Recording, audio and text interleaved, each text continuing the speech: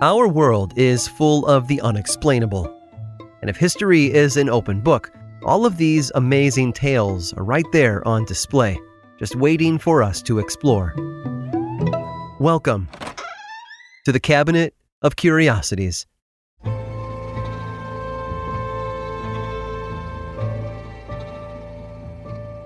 In any endeavor, communication is the key. Relaying a clear, concise message will help educate and inform all the interested parties. Nowhere was communication more important than during the first two world wars. World War I saw the earliest use of mass media and propaganda for both sides. For example, Woodrow Wilson's 14 points outlined what America and its allies were fighting for in the first place. They boosted morale and helped the American people understand why the country had entered the war. They also formed the foundation of a committee designed to infiltrate the newspapers, publishing industry, and higher education in order to change public opinion in support of the war from the ground up. The 14 points gave way to what was known as atrocity propaganda, which depicted the horrible actions perpetrated by the German and Austro-Hungarian armies against American and European soldiers. Similar tactics were used during the Second World War, which now included newsreels, comic books, and music. Everywhere they looked, young men were being encouraged to enlist while their family members back home bought war bonds to help support their efforts. And it wasn't just the good guys using propaganda to further their agendas. Nazi Germany hired directors like Leni Riefenstahl and Karl Ritter to film propaganda films meant to inspire the public into supporting the war and Nazi policies. But perhaps one of the most unique methods of German propaganda during World War II was Charlie and his orchestra. Also known as the Templin Band and Bruno and his Swing Tigers, Charlie and his orchestra was a Nazi swing band. German leadership had noticed how swing music had captivated the American and European public on both the radio and in dance halls. Propaganda minister Joseph Goebbels saw an opportunity to use music as art designed to affect human emotion, as a way to influence the people who heard it. He developed radio broadcasts that aired every Wednesday and Saturday night. Record albums of the band were printed and sent to POW camps as well. From 1941 to 1943, Charlie and his orchestra made over 90 recordings. They reworked popular tunes of the time with pro-Germany lyrics that predicted the eventual defeat of the Allied forces. During performances, Charlie, the band leader, would stop singing and begin a monologue about the plight of the German people and how important it was that the master race succeeded, all while the band continued playing behind him. When their original studio came under attack from Allied bombing raids, they moved their operations south. The band kept up its broadcasts as long as it could, but eventually the war spread to all facets of Germany. There was nowhere else to hide. Charlie and his orchestra performed right up until the very end. When we think back to the influential German parties of World War II, Charlie and his orchestra don't get much of a mention. 90 recordings doesn't mean much when the target audience doesn't want anything to do with the group. And I'm not talking about the German people. They loved Charlie. But the band wasn't put together to appeal to German ears. It was meant to sway Americans and Europeans to the other side. Goebbels believed that by co-opting jazz music, which he called degenerate, for use by the Nazis, he could hypnotize American and European audiences into supporting his cause.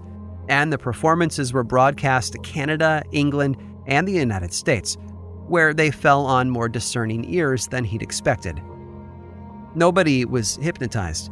In fact, many laughed at the man yelling in German through their speakers. However, people did enjoy the music. Those German players were very talented, after all. When the war ended, the musicians from the band, still wanting to play together, even formed a new group under a different band leader. Unfortunately, everyone still recognized them as Goebbels' band, which made finding a venue pretty tricky.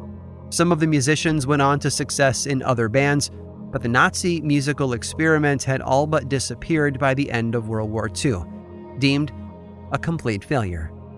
The old adage says that the show must go on, but thankfully, that's not always true.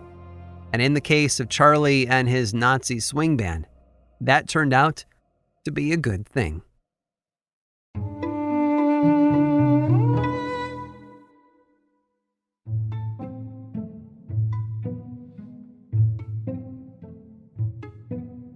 In 1897, a young girl named Virginia O'Hanlon wrote a letter to the editor of the New York Sun.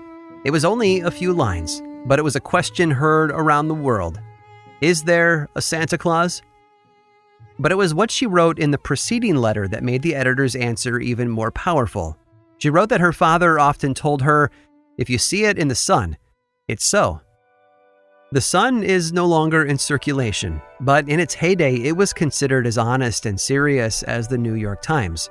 It was the first paper to report on such things as homicides, suicides, and divorces of everyday people, rather than news only about politicians and celebrities, just like every other paper at the time. Which is why people took notice in 1835, 2 years after its debut, when the Sun printed a series of articles about a faraway land. A land where creatures like bison, goats, and even unicorns roamed freely. Two-legged beavers had been spotted as well. The dominant beings who lived there were humanoid in shape and covered in fur with wings on their backs. They built temples among the many hills and rivers that made up the area's geography. There were 6 articles in total, all written by a man named Dr. Andrew Grant and reprinted from the Edinburgh Journal of Science.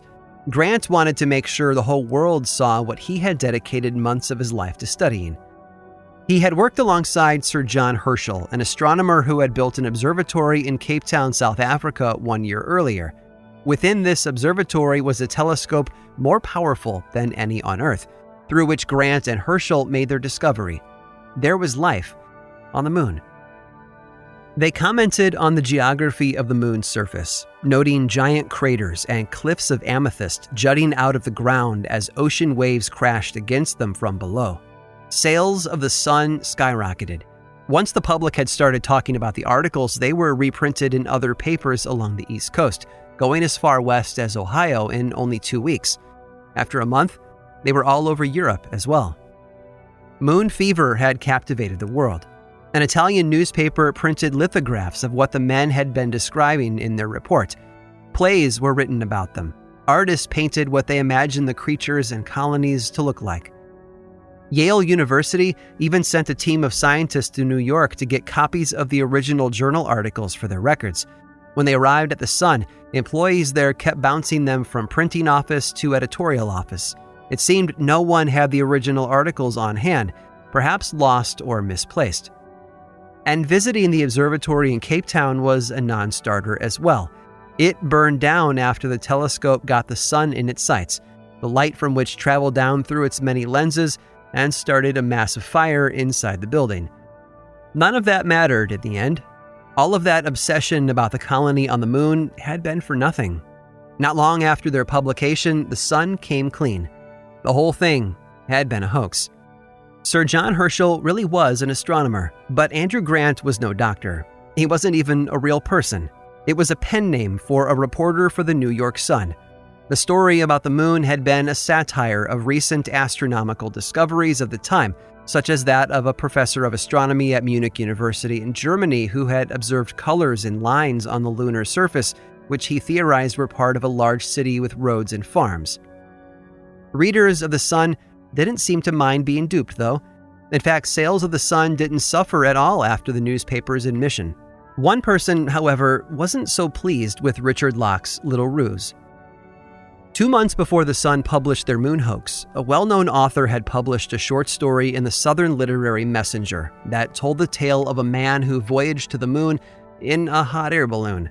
Once there, he observed strange creatures, a flourishing landscape, and formed a bond with the Lunarians who lived there. The Sun's articles had relegated this author's short story to obscurity, all because his editor, Richard Locke of the New York Sun, had stolen his work and his thunder. And the author's name? Edgar Allan Poe. I hope you've enjoyed today's guided tour of the Cabinet of Curiosities. Subscribe for free on Apple Podcasts or learn more about the show by visiting curiositiespodcast.com. This show was created by me, Aaron Mahnke, in partnership with How Stuff Works. I make another award-winning show called Lore, which is a podcast, book series, and television show, and you can learn all about it over at theworldoflore.com. And until next time, stay curious.